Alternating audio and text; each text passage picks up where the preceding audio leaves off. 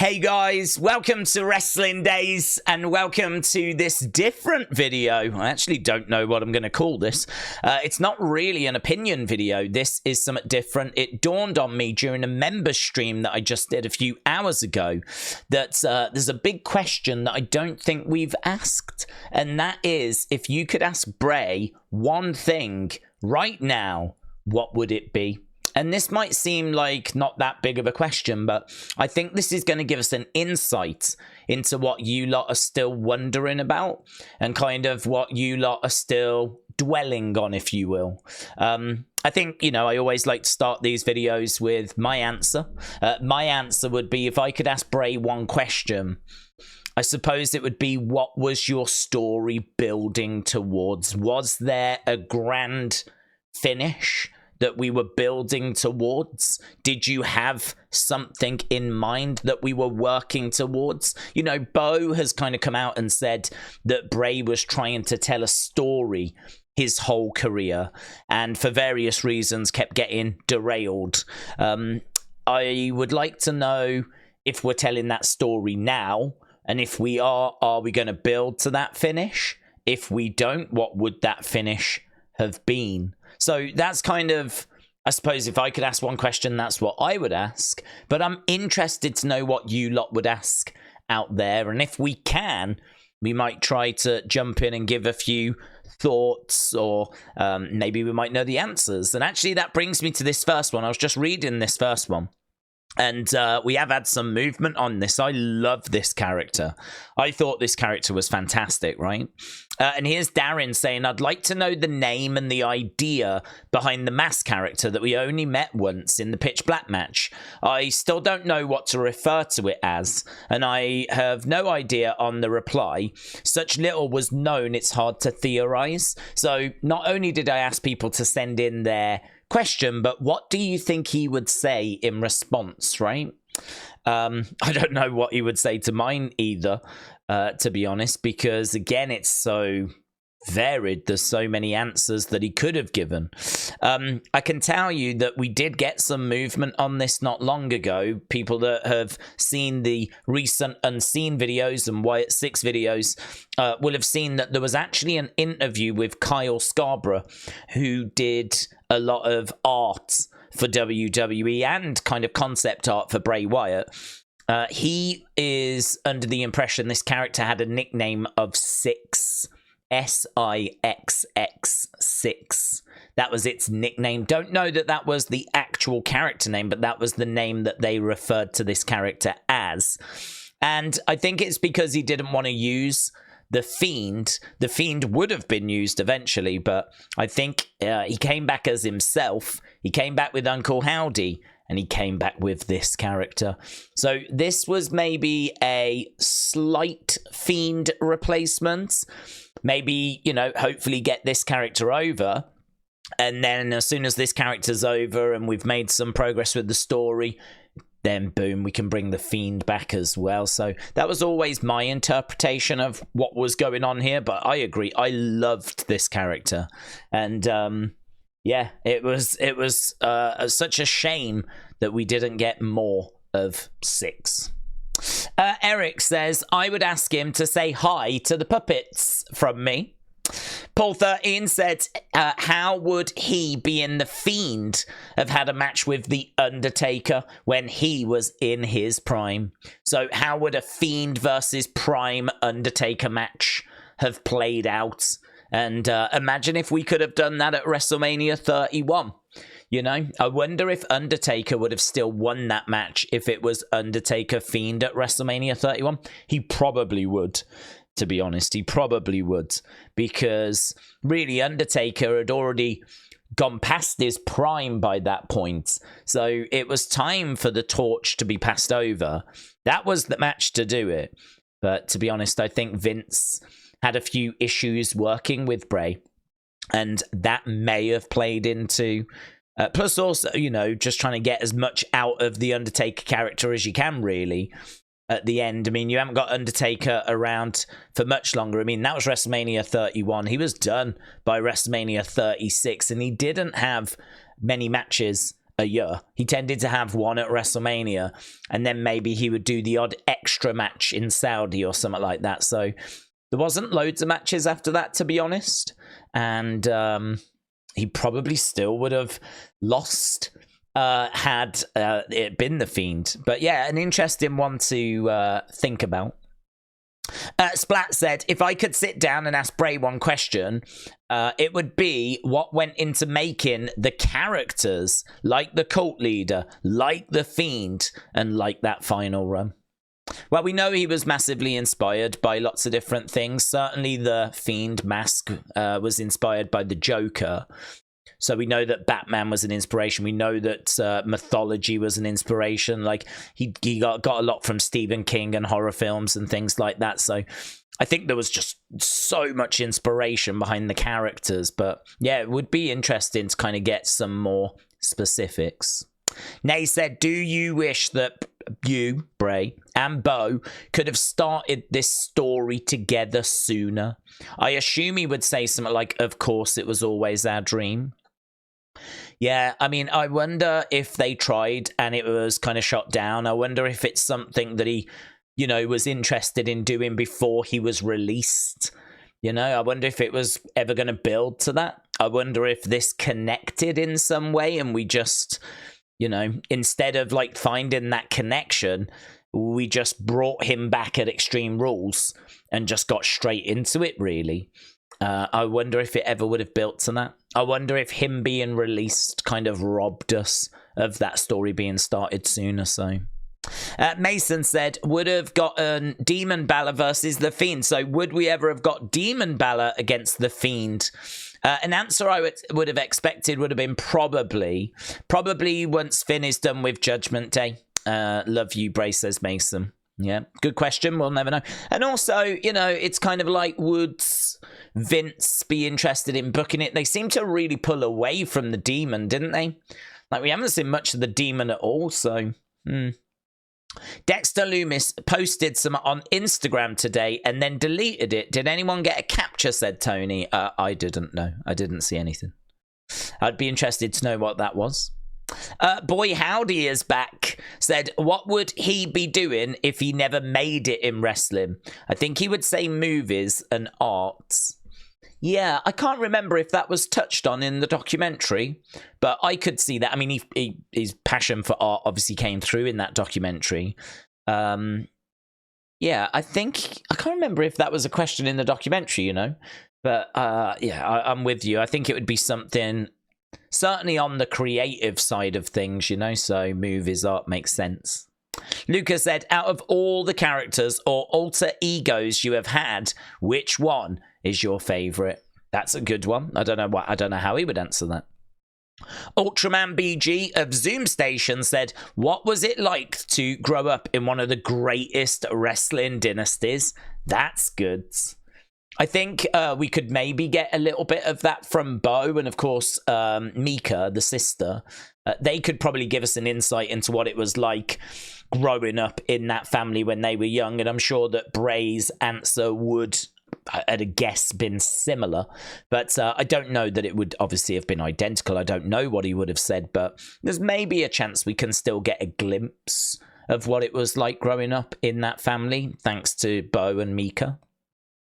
Dysfunctional Wrestling said, I would want to ask him about the plans for the original Howdy story and would absolutely expect his typical enigmatic answer.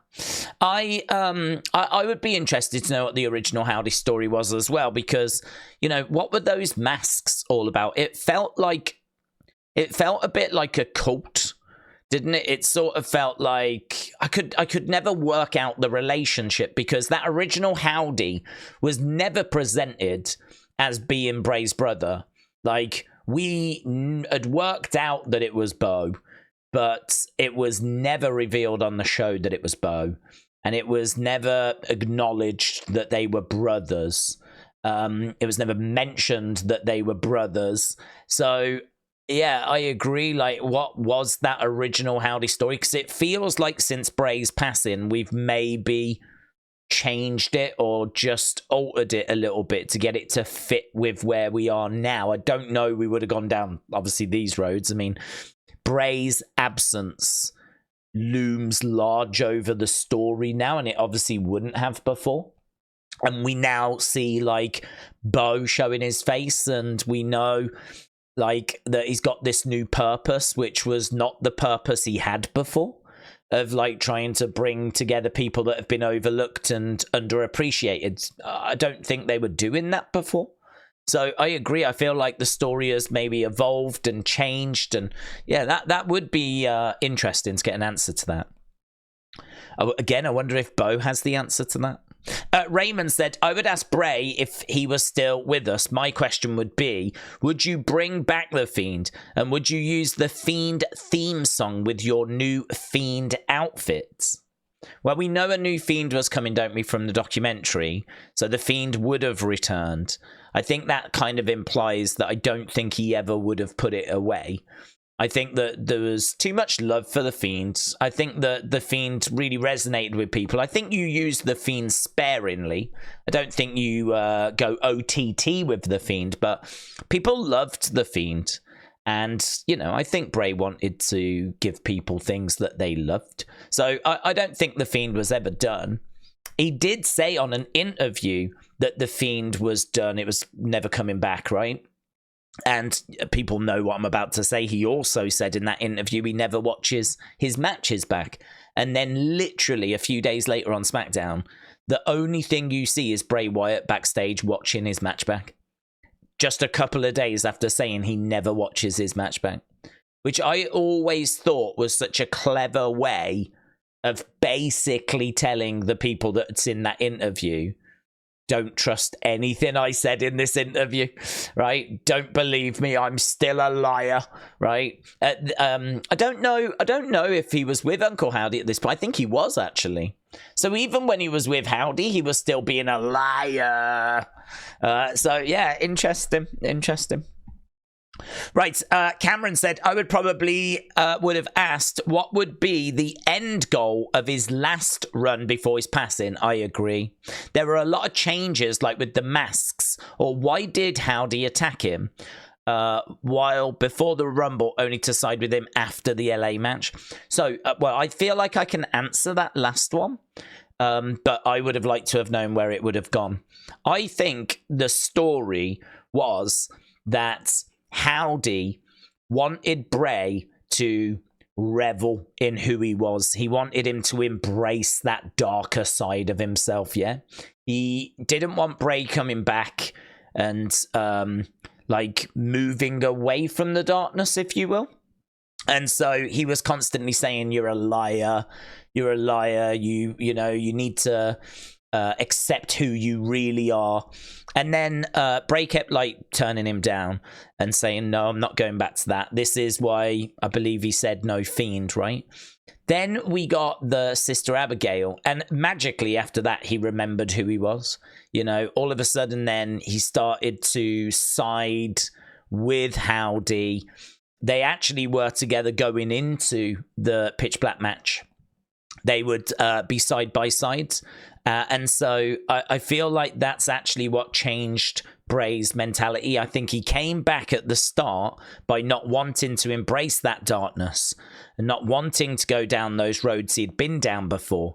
And then that Sister Abigail sort of changed his mind, and he started working with Howdy at that point, and he remembered more about who he was. And of course we got 6 at the Royal Rumble. We know the Fiend would have been on the way. We start to see, like, Bray and Howdy working together on the Funhouse. But at that moment, that Sister Abigail, it really changes their relationship and it changes everything. I feel like that's a massive moment, which I don't know if it really landed. I don't know if it was just one Sister Abigail is all it took to change Bray's mind. That always bugged me, to be honest. I always wanted it to be something much bigger than that. But, yeah, that was always my take on it, but obviously it'd be amazing to get his take on it as well and see if I'm correct with that theory. So Cameron, very good. Mosey the Wrestling God said, how do you truly feel about Vince? Do you feel like there were roads you were meant to go down, but Vince tweaked it? Was there ever Funhouse episodes that were meant to go this way, but they went the other way because of Vince? I mean, I don't know so much about the Funhouse episodes because Vince, I don't think, was actually there. He may have altered the script. We know that Bruce Pritchard was there when they were being recorded. And of course, those Funhouse episodes that were backstage in the smaller set, they could always have changed. But the ones they filmed off-site, I don't know how much Vince could change those unless he saw them in advance. He was not there when they were being recorded. But yeah, I mean, undoubtedly there was roads that they went down he didn't want to go down. Famously, the Hell in a Cell, where he faces Seth and the crowd are chanting refund and booing because Fiend's just getting smashed and the crowd don't like it. Apparently he was livid backstage. Absolutely livid with how that was booked. And I think that just gives you a glimpse of what his relationship with Vince was like. It was not very good. And I think it just ended up completely breaking down and, they ended up kind of not being able to work together. And I think that's why he ends up getting released. But yeah, I would love to get more information about that kind of behind the scenes side of things. I agree. That would be fascinating. Ratchet said no questions, just that I miss him, and I'm rooting for Taylor till the end.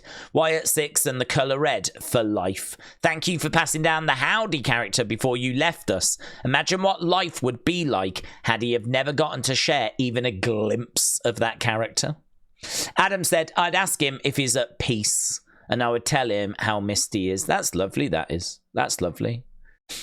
Bray Wyatt Forever said probably what his favourite catchphrase was. Follow the buzzards, let me in, we're here, run, yowie wowie. He had a lot, didn't he? He had a lot. Detective of Wrestling, shout out to you, said, how was The Fiend supposed to return? What other plans or costumes did you have in mind for that time? What was your ultimate goal in your latest run? Yeah, I'm with you on that last. I'm with you on all of them, but that last one is the one that I would like the answer to as well. But yeah, I wonder how that Fiend character, I wonder how they would have built it and teased it. I wonder if that we get that this time around. I wonder if someone will be the Fiend this time around. It does divide opinion. A lot of people say it should only ever be Bray. But if we did go down those roads, I wonder how we would tease it and build it. And Joseph said, I would ask him how he felt on how The Fiend was portrayed, because it was one of my favourite WWE characters. And in my opinion, they really fumbled The Fiend. But I would have loved to have known how he felt. Keep up the good work, Daze. Joseph, thank you. I think he was frustrated at times. I think the documentary shows you that. I don't think everything The Fiend did and everything Bray did was of his creation. And I think that, that was a frustration, but this is always the challenge when you're playing in someone else's sandbox, It was Vince's world. It was Vince's sandbox. He was always the one that got the final say. And, that's always the risk if you create a story and a character and a universe and a world that you're so passionate about. Vince is always going to want to put his fingers on it. And again, going back to what we said, I think that's where a lot of the frustration kind of came from and the breakdown in their relationship. Destroyer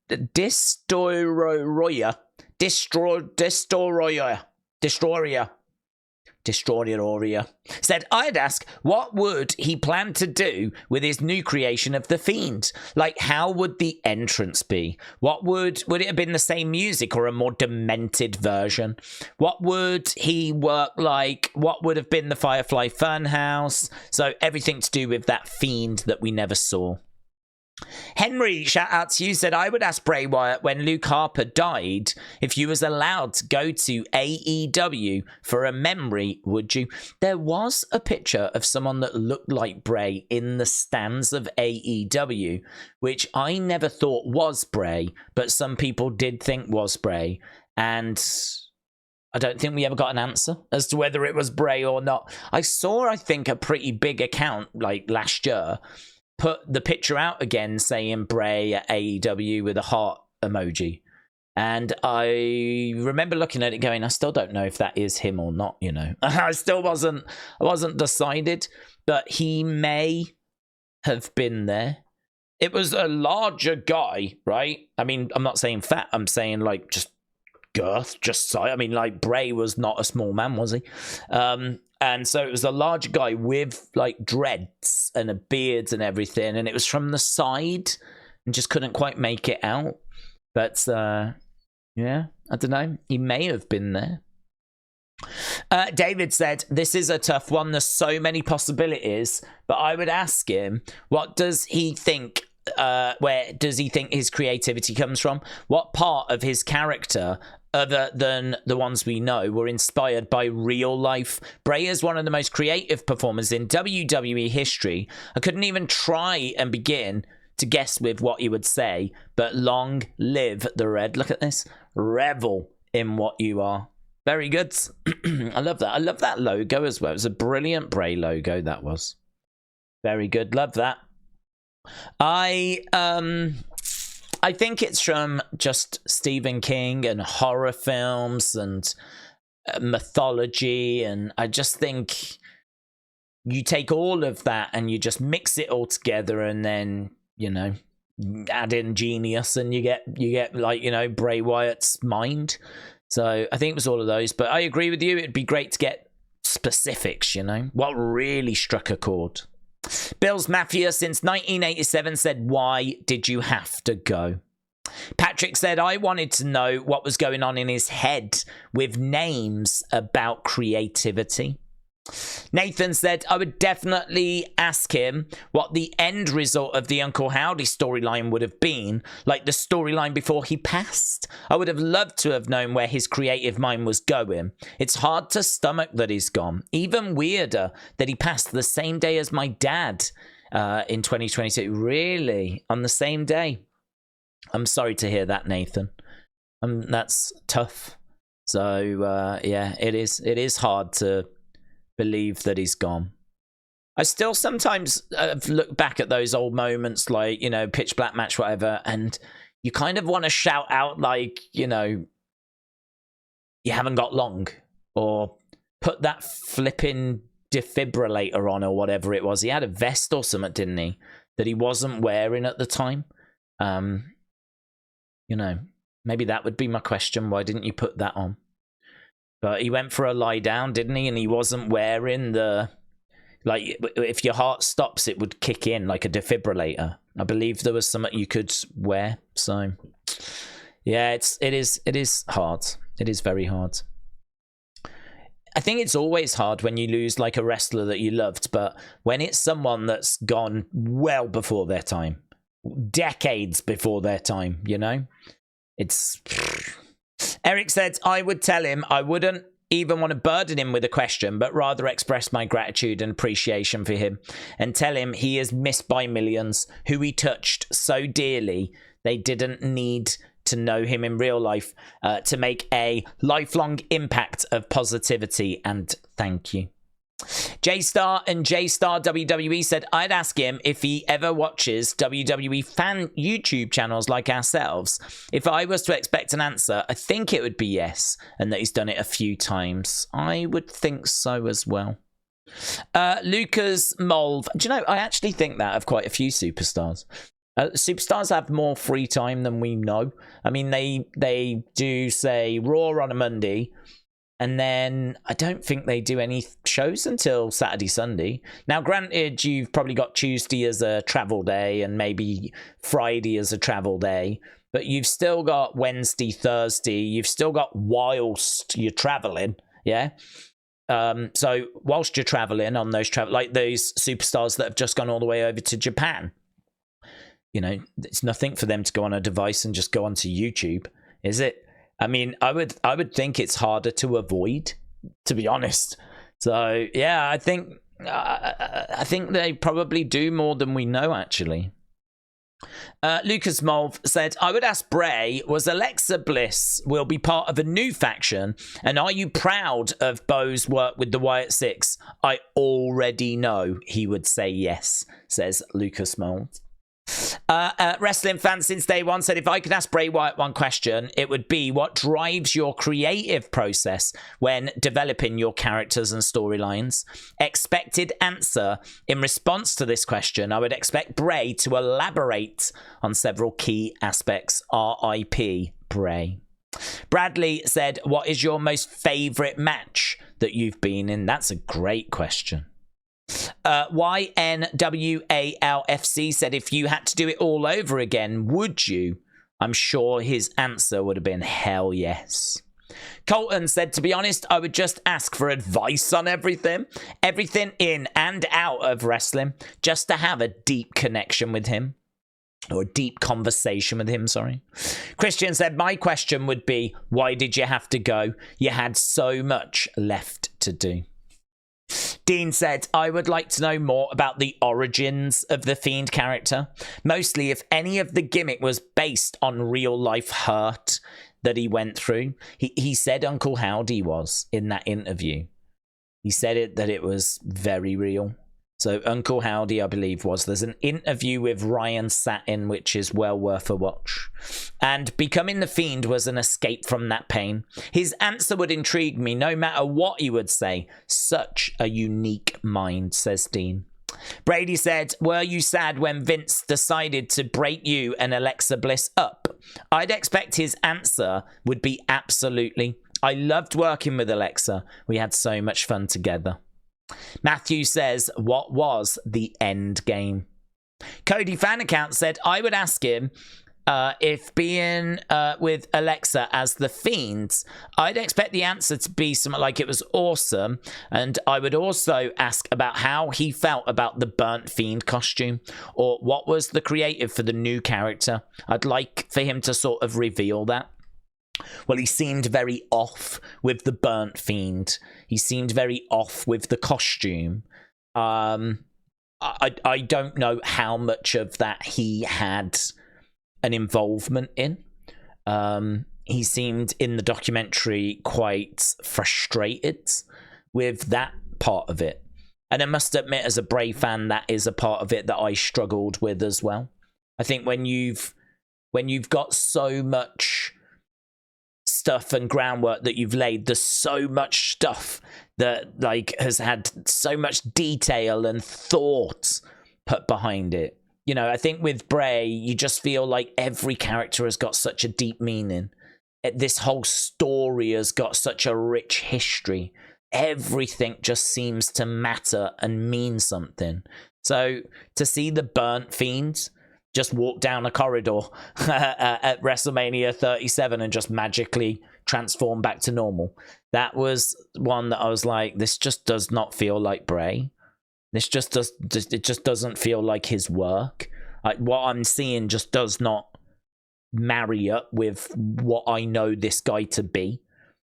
I don't believe he would ever go, we'll just have him walk down a corridor and that's it. He'll be back to normal. That's just not Bray. Like, it didn't feel right to me at the time, and it still doesn't feel right to me now. So I do think there was stuff there that was Vince, and I think actually, didn't Bruce reveal that they did that because he couldn't wrestle as the Burnt Fiend, and so they just had to find a way of getting him back to being the Fiend. So I mean, oh god, that's just a glimpse at how frustrating I'd imagine that whole flipping thing was, you know. Good question. Maverick said, I understood a lot of what Bray did throughout his career, so I guess one of the big questions would be, what was the run going to be like?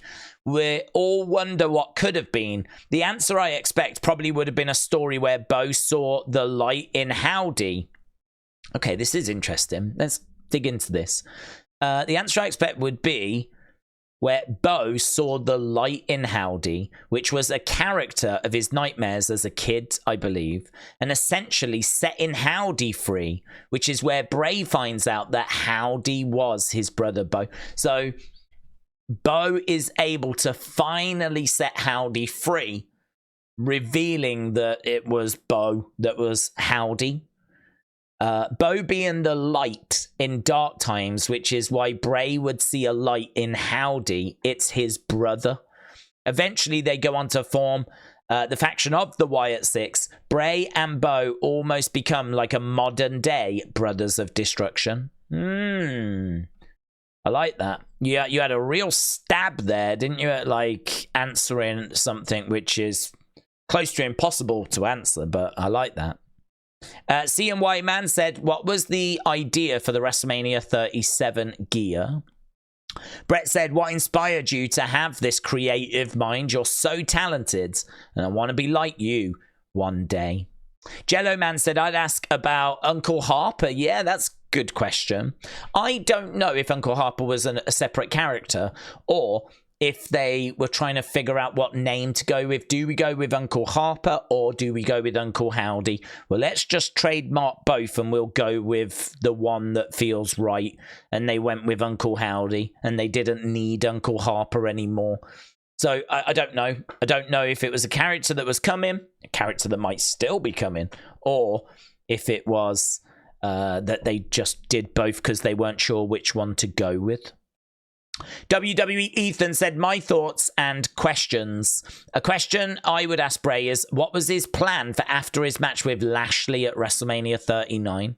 What was going to happen with Uncle Howdy and himself? And how would the story progress further? As we didn't know much at the time. Also, how hard was it to work with Vince from a booking point of view? Do you know, in my head, as I just read that, I could see Bray going, oh... Well, let me tell you, I wouldn't have a clue with his answers, would be, but I would love that conversation, says WWE Ethan. I know that this has gone well over the 20 minutes, but this feels like quite an important one to people, so I want to make sure we get through everyone's comments. Raiders Boogie said, what storyline would have for Wyatt 6 answer the storyline that's going on now? He is nobody said, I would ask him how much story he had written ahead and how many characters he created that we've never seen. I cheated with the two-part question. It's hard to believe it's almost been a year that he's been gone, says He Is Nobody. Fretzel Mania Podcast said, who were your biggest inspirations in life, inside or outside of wrestling? King Joker said, who was his dream match? I would expect an answer without an actual answer. That's a brilliant one. Who would be his dream match? Maybe his brother? Coach Co said, what went through your head when you were told you were going to lose to Goldberg? I've just got a swear word in my head right now. Who would you have preferred to have dropped that championship to if you didn't lose it to Goldberg, says Coach Co. Sanan said, not a question, but I would tell him how much he means to me and how he has helped me through bad times and just say thank you for everything. Barrow said, not even a question, but before he died, my dream was to meet Bray Wyatt. By the way, new profile picture. Very cool looking profile picture, actually. Love that. Don't know what that's based on. But, yeah, that looks cool. Devin said, your bank of creativity, which I think was the B-side to Cult of Personality. Where does it come from and how do you tap into it? I would ask this as someone who writes and has always appreciated him for being one of the most creative minds on the planet, says Devin.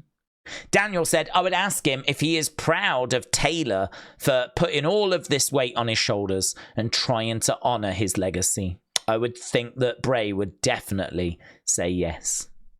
Alan said, less of a question, more just telling him that he and Alexa were my first favourites and that I couldn't wait to see what they did when they reunited.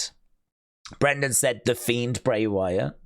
Kelly says, I'm a little late getting to see this, so I probably won't make the cut. I got you. I don't know what I would ask off the top of my head. However, I would thank him for making people like me feel okay with being different, for helping me to get in touch with my inner self and learning how to accept myself, my flaws and all, for helping me to accept that everyone has a darkness, and if you express it properly, it can be a beautiful work of art. That is lovely. Of course, we would all like to know about the Funhouse's existence and all of the trivial things that he's done. But I'm sure he would say in true artist fashion, it's all up to our perception to see it from what we want to see. So I thank him for sharing his beautiful mind with us. That's a really good point, because in that interview, I think it was the Ryan Satin interview, he said he believed people talk too much these days. I do. I certainly do. And he thinks that, like, there's too much that gets given away. So he was someone, if you can't tell by now, that loved mystery, loved Easter eggs and teasing things, and maybe never actually revealing the true answer. The true answer is the answer that you believe it was in your head, you know? Sam said, I would ask if he's proud of the work that his brother is doing. And that Jeff Delaney said, what's the meaning behind his red streaked tattoo? I think he did have some tattoos, didn't he? Like down kind of here, these ones. I actually don't know that. Here's Real Pix, who says, was it worth it? It being his career, his life, the tears he had, the anger he had, and everything in between. I can't see how it wasn't. And then this is the last one. Silvillagus said, I'd ask if he planned the parallels with Algol, or if it was a pure coincidence. That is going to haunt me for the rest of my life. So there we go. We managed to get through 58 and then a couple of quoted tweets as well. I'm just going to leave this up as I leave all the other ones up. So if you want to pop back and see if anyone else has added to this, I'm sure they will have, and you can read their thoughts as well. But yeah, this one going obviously longer than usual, but this one felt like I thought it was really interesting to see what people were wondering, what they were pondering, what questions they would have. And I think that was a real glimpse there. And, you know, we had a little stab at kind of answering some of them. You know, all of these are valid questions for him, of course. But yeah, there's a couple of interviews. I mean, obviously, watch the documentary if you haven't seen it. There's a great Ryan Satin interview that I would point you towards as well. And the Kyle Scarborough interview that he did in that magazine. That has kind of been doing the rounds as well, where we found out the name of that Royal Rumble Pitch Black match character. There was a few interesting bits in that also, so a few little bits out there, but such a shame that we'll never get to hear it from the man himself. But that's why doing these kind of videos, I think, can be quite interesting. So thanks a lot for watching. Appreciate the support, my friends, and I will see you again next time. Bye for now.